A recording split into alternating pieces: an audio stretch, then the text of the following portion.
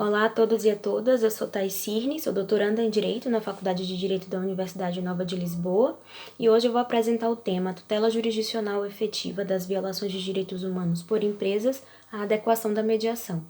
O objetivo da pesquisa é analisar se a mediação está apta a fornecer uma tutela jurisdicional efetiva às violações de direitos humanos por empresas, ou seja, se ela está adequada a esse tipo de violação de direitos humanos. Para concluir, para chegar a esse objetivo, foi realizada uma pesquisa doutrinária e de instrumentos internacionais, focada principalmente, por um lado, nos possíveis desafios que o uso da mediação pode apresentar a esse tipo de violação, e, por outro lado, nas possíveis contribuições que a mediação pode vir a ter a esse tipo de violação de direitos humanos. Bom, durante muito tempo, os Estados foram vistos como os únicos responsáveis por proteger, respeitar e implementar os direitos humanos. No entanto, nos dias de hoje, entende-se que essa responsabilidade não pertence apenas e tão somente aos Estados. Em uma dimensão horizontal de direitos humanos, entidades privadas, nomeadamente empresas, também podem ocupar essa posição. Então, assim, a gente entende que os direitos humanos deverão ser aplicados nas relações entre particulares e, nesse âmbito, enquadram-se essencialmente as violações de direitos humanos por empresas.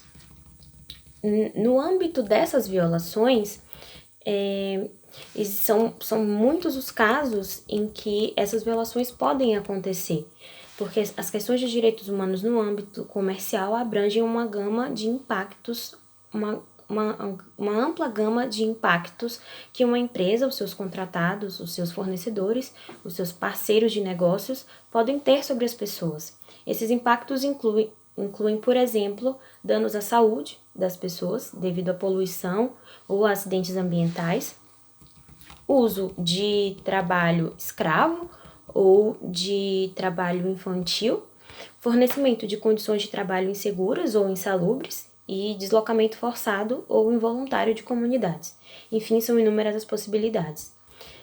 No âmbito dessas violações, nota-se que a justiça tradicional nem sempre está apta a oferecer a solução mais adequada ao caso concreto, ou seja, nem sempre o Poder Judiciário consegue prestar uma tutela jurisdicional efetiva àquele caso, que vá solucionar as necessidades do indivíduo ou da comunidade vítima da violação de alguma violação de direitos humanos. Com isso, não existem dúvidas de que o Poder Judiciário desempenha uma função importantíssima na promoção do acesso à justiça nesse tipo de violação. No entanto, essa função não é exclusiva, porque existem outras formas, existem outros meios de resolução de conflitos, dentre eles a mediação. A mediação é uma forma de resolução de litígio realizada por entidades tanto públicas quanto privadas, através da qual duas ou mais partes em litígio procuram voluntariamente alcançar um acordo com a assistência de um mediador de conflitos. Esse mediador é um terceiro imparcial e independente que não possui poderes de imposição, ou seja, que não irá impor às partes qualquer decisão.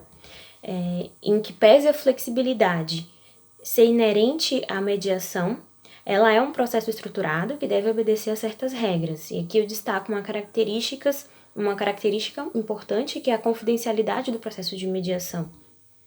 E essa confidencialidade permite ainda que as partes estejam à vontade no curso do processo. A finalidade da mediação é a pacificação social, ou seja, solucionar o conflito e restabelecer a paz social entre as partes. Feita essa primeira parte, essa apresentação, eu adentro agora na questão de alguns desafios. Eu cito aqui 3, que são os que eu acho que são mais importantes. Desafios ao uso da mediação para prestar uma tutela jurisdicional efetiva às violações de direitos humanos por empresas. O primeiro é o desequilíbrio de poderes. Principalmente porque, no tocante aos direitos humanos em empresas, as posições nas relações são, em princípio, pautadas pelo poder, onde uma das partes, o indivíduo ou a comunidade, é vulnerável face às variadas formas de poder que podem ser exercidas pela outra parte, pela empresa, seja o poder econômico, político, etc. Nesse sentido, é preciso observar como essa desigualdade deverá ser balanceada durante o processo de resolução de conflitos e, portanto, descobrir se a mediação permite encontrar formas de equilíbrio dessa desigualdade ou irá acentuá-las ainda mais. Importante aqui citar que esse desequilíbrio de poderes também acontece no Poder Judiciário e, assim como no Poder Judiciário, na mediação também a mitigação do desequilíbrio de poderes vai depender da qualidade do mediador. Então, por si só, o desequilíbrio de poderes não deverá ser uma situação para excluir o uso da mediação nesse tipo de violação de direitos humanos. Pelo contrário, deverá sim ser um ponto de atenção, mas relacionado à qualidade do mediador. O mediador deve buscar o equilíbrio entre as partes, assim como o juiz deve buscar no processo judicial. E existem algumas atitudes que o mediador pode ter, como, por exemplo, delimitar consultores de ambos os lados a números iguais, transmitir informações igualmente a ambas as partes, enfim, e algumas outras possibilidades.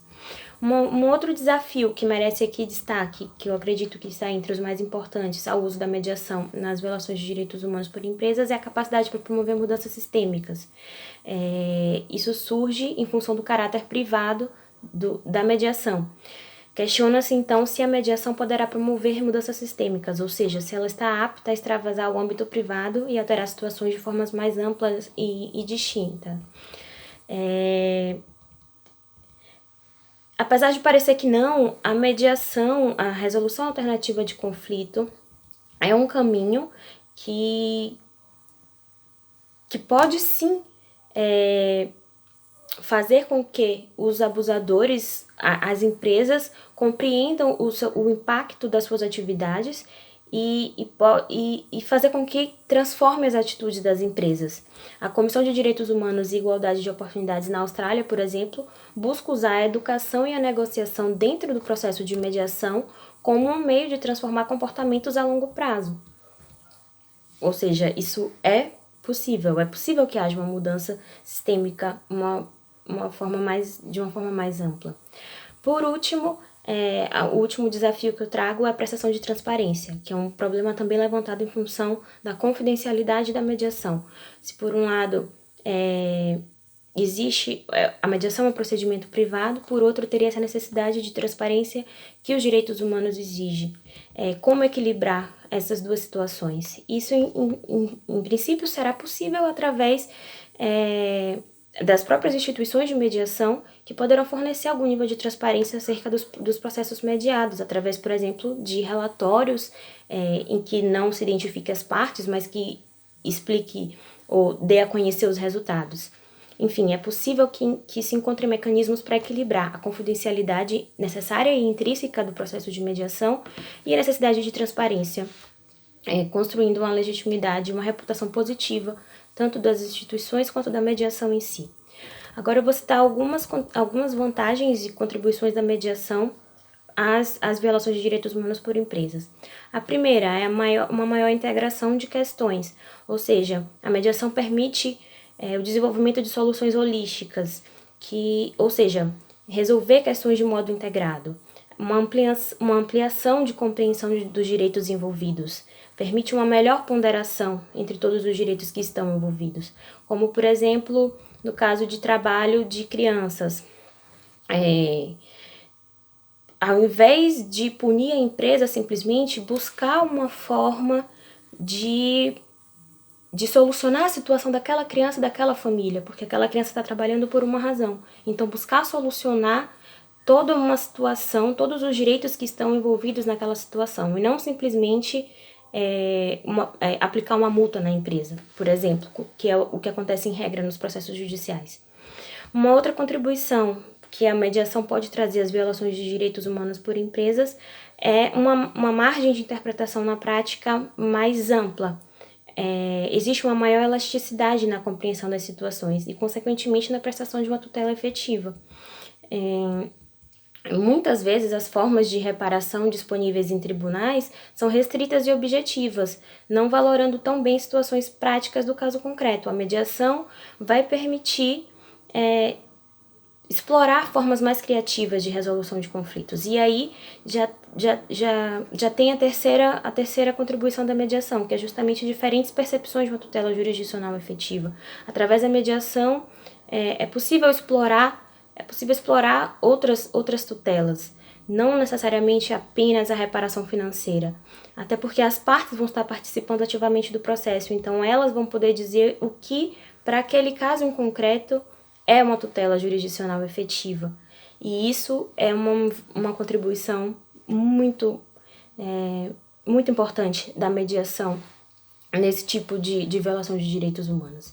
Algumas outras contribuições, como, por exemplo, a ampliação do acesso à justiça, a maior eficiência e flexibilidade, a redução de custos, porque o processo de mediação é mais barato do que o processo judicial, a participação ativa das vítimas, como eu falei, os indivíduos e as comunidades podem participar mais ativamente, também com representantes, e incluir um maior número de participantes na mediação para chegar a um acordo, a maior velocidade de resposta, sem dúvida alguma, e ainda uma possível intervenção antecipada. Existem empresas que buscam fazer a mediação antes de possíveis situações acontecerem. Enfim, agora já indo para a conclusão,